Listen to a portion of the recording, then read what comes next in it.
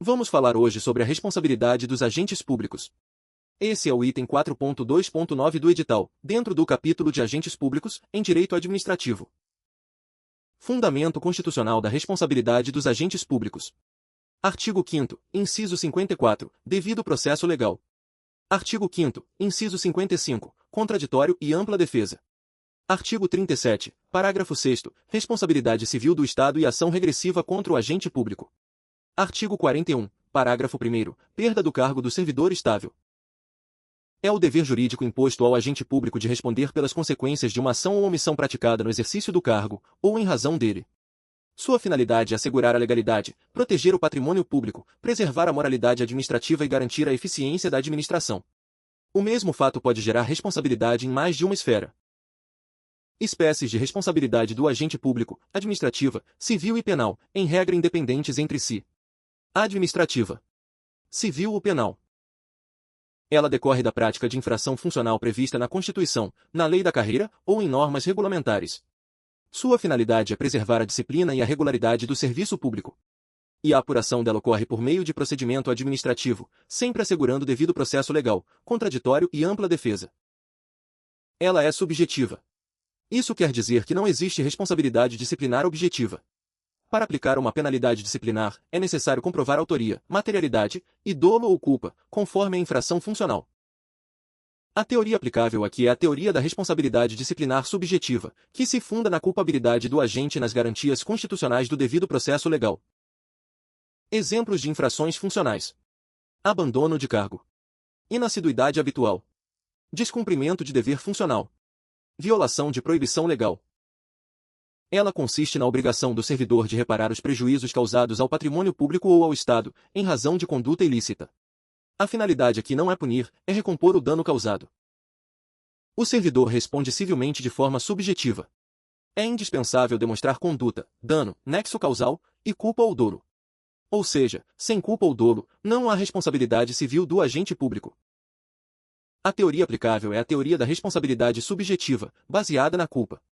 E a administração precisa demonstrar negligência, imprudência, imperícia ou dolo. Esse tema aparece aqui apenas para diferenciar a responsabilidade do servidor daquela prevista no item 7 do edital. Quando o servidor, no exercício da função, causa dano a terceiro, aplica-se o artigo 37, parágrafo 6º, da Constituição Federal. Aqui a natureza muda, é responsabilidade objetiva. O Estado responde objetivamente perante a vítima. Não é necessário demonstrar culpa do agente público. Basta comprovar dano, conduta administrativa e nexo causal. A teoria aplicável é a teoria do risco administrativo. Essa teoria dispensa a prova da culpa, mas admite causas excludentes da responsabilidade. Excludentes da responsabilidade civil do Estado. Culpa exclusiva da vítima. Fato exclusivo de terceiro. Caso fortuito externo. Força maior.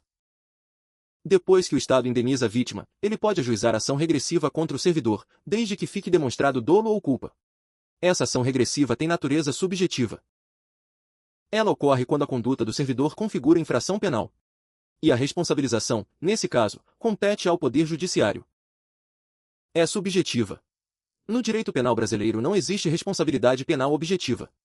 Exige-se dolo, ou culpa, quando admitida pelo tipo penal. A teoria aplicável é o princípio da culpabilidade. Sem culpabilidade, não existe responsabilidade penal. Exemplos de infrações penais: peculato, corrupção passiva, concussão, prevaricação, violação de sigilo funcional. Como regra, as responsabilidades administrativa, civil e penal são independentes. Isso quer dizer que o mesmo fato pode gerar as três espécies de responsabilização.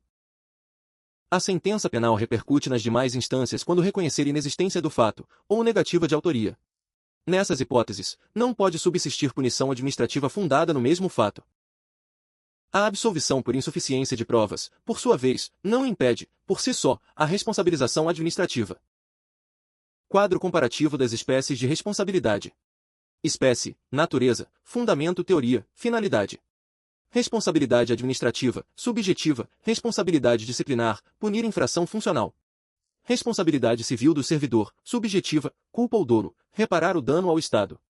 Responsabilidade civil do Estado, objetiva, teoria do risco administrativo, indenizar a vítima. Responsabilidade penal, subjetiva, princípio da culpabilidade, punir infração penal.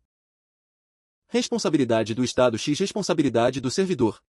Aspecto, responsabilidade do Estado, responsabilidade do servidor. Natureza, objetiva, subjetiva.